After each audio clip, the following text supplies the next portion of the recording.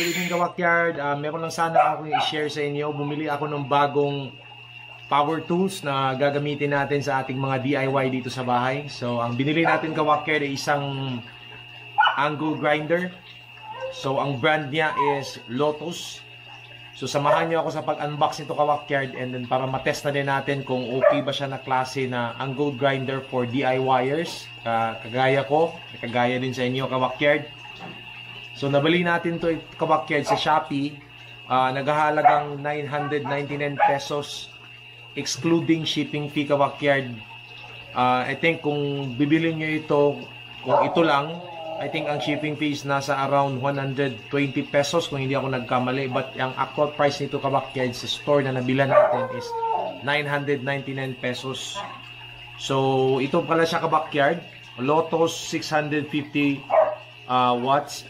Small angle grinder. So, actually ito kawakyard, gagamitin lang natin to sa mga pang DIY natin dito sa bahay. Meron akong isang ganito, but bumili talaga ako ng isa para hindi ako magpalit ng anong tawag nito, yung disc kawakyard. So, yung isa para sa cutting, and then ito naman is gagamitin natin for grinder or grinding disc kawakyard. So, buksan natin kawakyard. So, ang model pala nito kawakyard is LTS G650 0S. So, madami ito kawakyard. So, pero kung magsisearch ka sa Shopee, ito lang isi-search nyo, Lotus 650 angle grinder. So, nakalagay dito kawakyard, small angle grinder. Alright? Yan. So, ito, napakaganda. Meron siyang manual kawakyard na pwede nating basahin. So, babasahin natin to. Napaka-importante to. Dapat natin malaman kung paano ang tamang paggamit ng tool na ito kawakyard.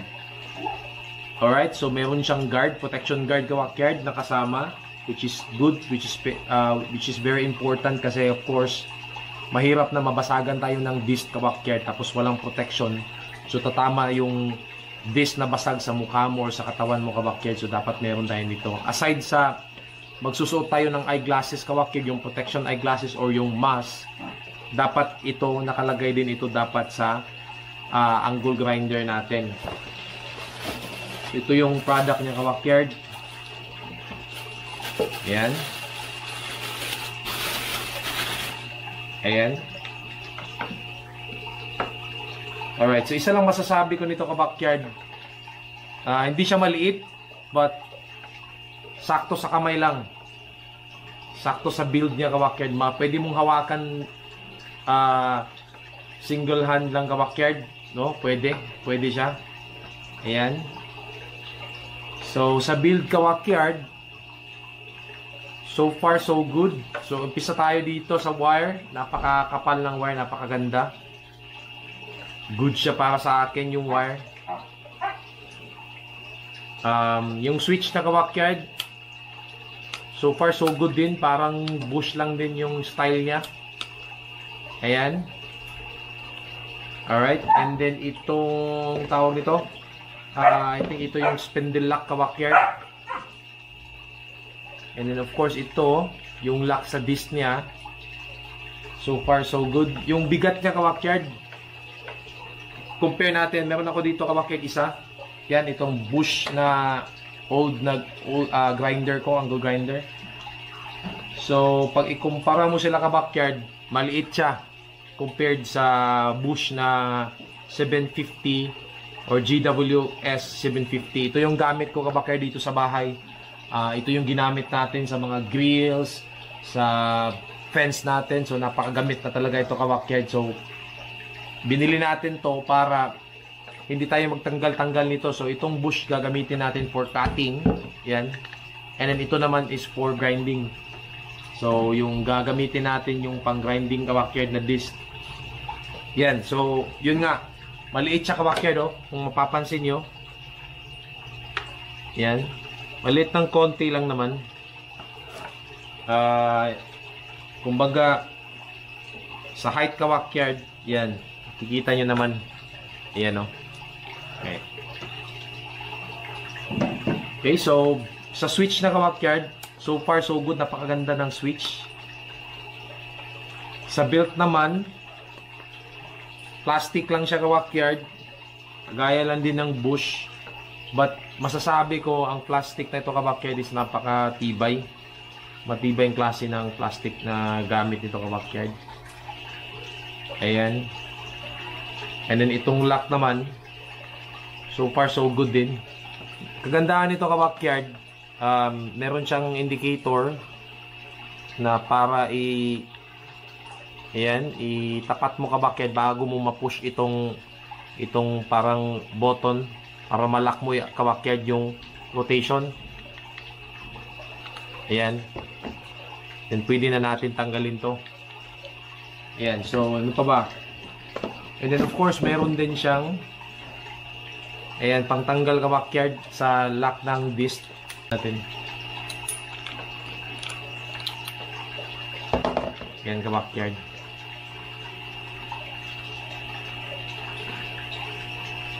Ayan, so far okay naman siya. So far so good. Walang alog kabakyard. Same pa din ng bush ang design niya. Na I think same similar lang lahat kabakyard. Ayan, so meron namang indicator kung paano ikabit kabakyard. You know. So merong indicator, so hindi ka mawawala nito.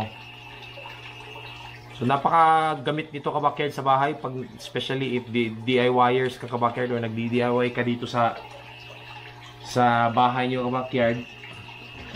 So napakagamit na bagay na tools, na power tools ito kabakyard, na which is dapat meron tayong ganito. Para sa akin na dapat meron talaga tayong ganito kabakyard. At the same time, yung barena kabakyard dapat meron din kayong ganun. Yung plastic niya hindi siya ganun kumbaga hindi siya mumurahin tignan. Naka-emboss talaga yung Lotus na brand nila, oh. So sigurado ka talaga na original siya na Lotus kabakyard. And then of course ito, manual kabakyard. Ayan. So ano ba to? Meron warranty kabakyard, oh. Company copy and then customer copy. So ang price, napakalayo. This is 2,500 na bili natin. And then ito is 999 pesos only. So sana tatagal to, no? So itong dalawa gagamitin natin. So kung DIYers kayo kabakyard, mas maigi meron kayong dalawa para for cutting and then for grinding. Alright, so yun lang kabakyard. Test natin, samahan nyo ako. Malapit ko na nakalimutan kabakyard. I forgot na yung RPM niya pala is 12,000 RPM. Itong angle grinder nito kabakyard. So I think same din sa old na bush natin is 12,000 ba yun? Or 11, nasa ganyan lang na range kabakyard. Kung nakalagay dito sa Lotus na angle grinder is 12,000 RPM.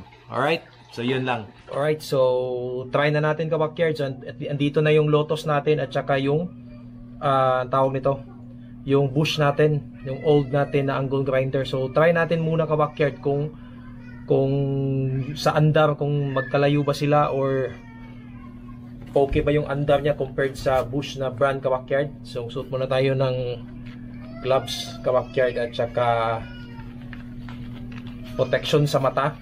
So napaka-importante yun kabakyard. Sa paggagawa tayo ng mga DIY dito sa bahay, dapat meron tayong mga ganito. So napaka-importante to. Alright. So paandarin muna natin yung itong tawag natin, itong bush natin kabakyard. So tignan natin.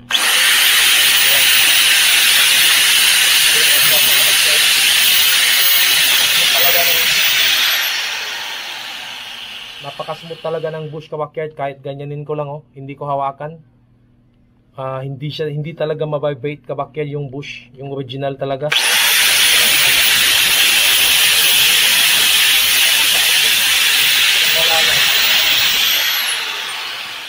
Napaka-smooth kabakyard, parang wala lang. Ito naman, try natin yung Lotus, yung binili natin.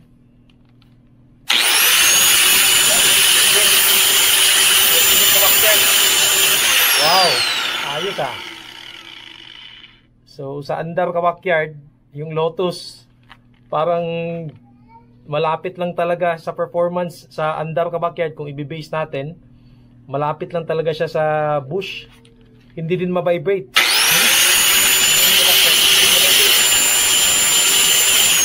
Hindi siya ma-vibrate kabakyard. Napakaganda din. Imagine, 999 pesos compared natin dito sa 2,000 plus na tawag nito, angle grinder. So hindi ko lang alam kung tatagal ito kabakyard, but for me as DIYers kabakyard, this is really good. Para sa akin, goods na to sa price pa lang, and then sa performance andam pa lang, napakaganda na.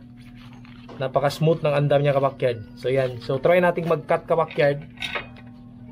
Ayan, subukan nating i-cut tong konting bakal na to.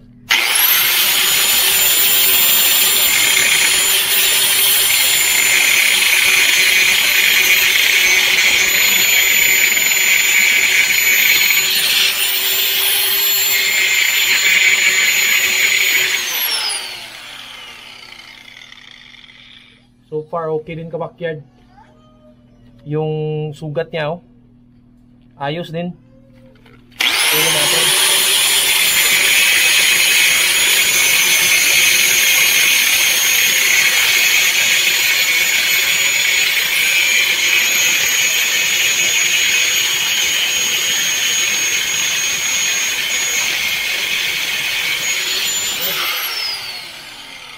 Yun kabakyard, napakadali lang putulin.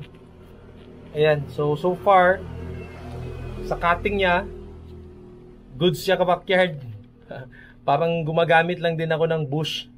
And then sa price, which is ang price kabakyard, napaka sulit. I mean 999 lang yung price nito compared dun sa 2,000. So try natin palitan ng itong dish kabakyard, itong grinding na wheel. Ayan, napalitan na natin kabakyard ng disc. So try natin.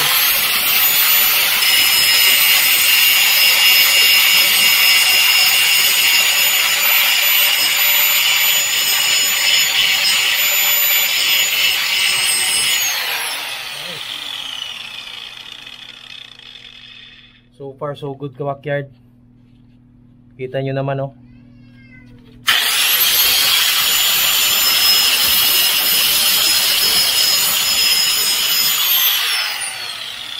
Yan. So sulit na talaga siya kabakyard. Okay, so na-try na natin kabakyard sa cutting at saka sa grinding. So far so good. Maganda ang performance ng Lotus na to kabakyard. So hopefully tatagal ito kabakyard. Gagamitin natin to sa mga DIY natin dito sa bahay. Lalagay ko yung link kabakyard sa YouTube channel or sa description para makita nyo yung ibang bumili nito kabakyard, yung ibang reviews nila para makakuha kayo ng idea. But so far sa akin kabakyard, goods na to for the price. Alright, so see you in the next video kabakyard. Bye!